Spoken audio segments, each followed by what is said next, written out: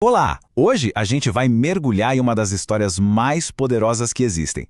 Sabe, é uma daquelas narrativas sobre família, sobre escolhas que mudam tudo e sobre a ideia quase chocante do perdão incondicional. É uma história que nos faz parar e pensar. Afinal, o que é que nos une de verdade? Pois é, essa pergunta que está no coração de tudo aqui. O que segura uma família? O que é a base dela? É o mérito? Aquilo que cada um conquista? Ou é algo mais profundo, tipo a capacidade de perdoar? Vamos guardar essa pergunta com a gente porque ela vai e volta o tempo todo nessa história. Então, vamos lá. A história começa assim.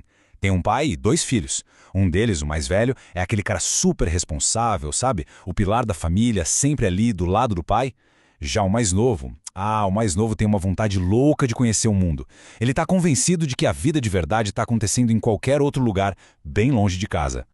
E aí vem o pedido do filho mais novo, que nossa, é um choque. Porque, na cultura daquela época, pedir a herança com o pai vivo era basicamente dizer, pai, pra mim você já morreu. É um rompimento total. É de uma ousadia que, nossa, corta os laços da família de um jeito brutal.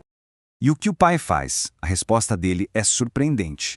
Num gesto que deve ter doído muito, mas que respeita a liberdade do filho, ele concorda. Ele divide tudo que tem e fica ali, olhando, sem poder fazer nada, enquanto o filho mais novo pega a grana e vai embora. Troca o lar pela promessa de liberdade e deixa um buraco enorme para trás. Bom, e é aí que começa a segunda parte dessa jornada. Aquela liberdade toda que o filho tanto queria, sem nenhuma responsabilidade, não demora muito para ela começar a mostrar a conta, e o preço é bem amargo. Todo aquele dinheiro, que era fruto de uma vida inteira de trabalho do pai, ele simplesmente queima tudo. Queima em festas luxuosas, em prazeres que não duram nada. Ele vive no excesso, sabe? Rodeado de gente que só tá ali por interesse, amizades falsas, construídas em cima da grana dele, que, claro, uma hora ia acabar. E aí, claro, o inevitável acontece. A fonte seca, o dinheiro vai embora, até o último centavo. E como se não bastasse, para piorar tudo, uma crise econômica gigante atinge a região. E ele fica ali, completamente no chão, sem um tostão, sem os amigos e sem ter para onde correr. Ele chega no fundo do poço mesmo. No desespero, ele aceita o trabalho mais humilhante que dá para imaginar: cuidar de porcos. A fome aperta tanto, mas tanto, que ele começa a olhar para a comida dos porcos e a desejar aquilo. É o ponto mais baixo da queda dele, a perda total da dignidade. E nesse momento de desespero total, a vergonha vira uma prisão. Pensa bem, como é que ele vai olhar na cara do pai que ele desonrou? Como vai encarar o irmão que ele deixou para trás? O caminho de volta parece impossível. Um caminho que ele sente que não tem mais o direito de percorrer. Só que aí, no meio daquela miséria toda, acontece a virada. Ele finalmente cai em si. A realidade bate de frente com a lembrança de casa. E o ponto-chave aqui, olha que interessante, não é que ele lembra do luxo, ele lembra da dignidade. Ele lembra que na casa do pai dele, até os empregados comiam bem, comiam até sobrar, e ele, o filho, estava ali morrendo de fome. Com essa clareza, ele bola um plano. Um plano sem nenhuma arrogância, totalmente humilde. Ele até ensaia o que vai falar, sabe? Não para exigir nada, mas para implorar por uma chance. Ele ia voltar reconhecendo que perdeu para sempre o direito de ser chamado de filho. A única esperança era, talvez conseguir sobreviver como um dos empregados do pai. E assim começa a longa e difícil jornada de volta para casa. Cada passo devia ser pesado, cheio de incerteza, de vergonha. O que ele nem imaginava era que, durante todo esse tempo, todo o tempo que ele esteve fora, tinha alguém que nunca parou de olhar para o horizonte, esperando, só esperando um sinal de que ele estava voltando. E essa cena que vem agora, ela quebra todas as regras da época. Imagina só, um pai, uma figura de autoridade, de respeito, sair correndo em público? Era algo impensável.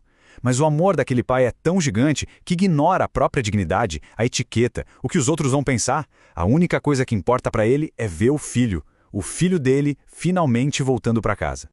E as ordens que o pai dá são uma sequência de gestos cheios de significado.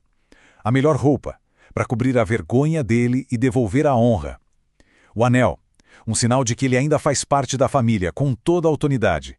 E as sandálias, que eram um símbolo de uma pessoa livre, não de um escravo. Ou seja, ele não é só aceito de volta, ele é completamente restaurado à posição de filho. A explicação do pai para aquela festa toda é de arrepiar. Para ele, não é só um reencontro, é quase uma ressurreição. Aquele filho que ele tinha perdido para o mundo, que ele já dava como morto, estava vivo de novo. A perda tinha sido revertida. E uma coisa dessas, poxa, tinha que ter festa. Só que essa festa, que pro pai é pura alegria, para o outro membro da família vai ser o estopim de um baita conflito. A história não acabou, não. Agora a gente precisa olhar pelo ponto de vista do irmão mais velho. Aquele que ficou, que obedeceu, que trabalhou sem parar. Imagina a cena. O irmão mais velho chegando cansado depois de um dia de trabalho duro no campo. Ele ouve a música da festa. Para ele, aquilo não soa como alegria. Soa como uma injustiça profunda. Ele não vê ali um ato de amor, de perdão. Ele vê uma recompensa absurda que não faz o menor sentido para o fracasso e para a irresponsabilidade do irmão. E aqui, gente, está o coração do conflito. De um lado tem uma lógica baseada em mérito, em justiça. Eu fiz por merecer. Do outro lado, tem uma lógica baseada na graça, na restauração, no amor que não fica fazendo conta. São dois jeitos de ver o mundo que batem de frente com tudo dentro da mesma família. E a história termina de um jeito aberto, de propósito. A gente não fica sabendo se o irmão mais velho entra na festa ou não. O foco, no final, não é na decisão dele, mas sim no convite do pai. Um convite cheio de paciência e amor, porque o pai sai da festa para conversar, para explicar o que está sentindo e chamar aquele filho que sempre esteve ali para participar da alegria também. E essa é a grande mensagem que fica, que atravessa os séculos. A história deixa esse convite no ar. O convite para a gente participar de uma lógica diferente. Uma lógica de graça, onde a misericórdia é mais forte do que aquela mania de ficar contando os erros e os acertos de todo mundo. E com isso a gente volta para a nossa pergunta lá do começo, só que agora com o peso dessa jornada toda. É uma pergunta que a história não responde, ela deixa para a gente pensar. O que é que pesa mais na vida e nas relações? É a balança da justiça, que dá a cada um exatamente o que merece, ou é o abraço da graça, que restaura o que estava perdido? No fim das contas, essa resposta fica com cada um.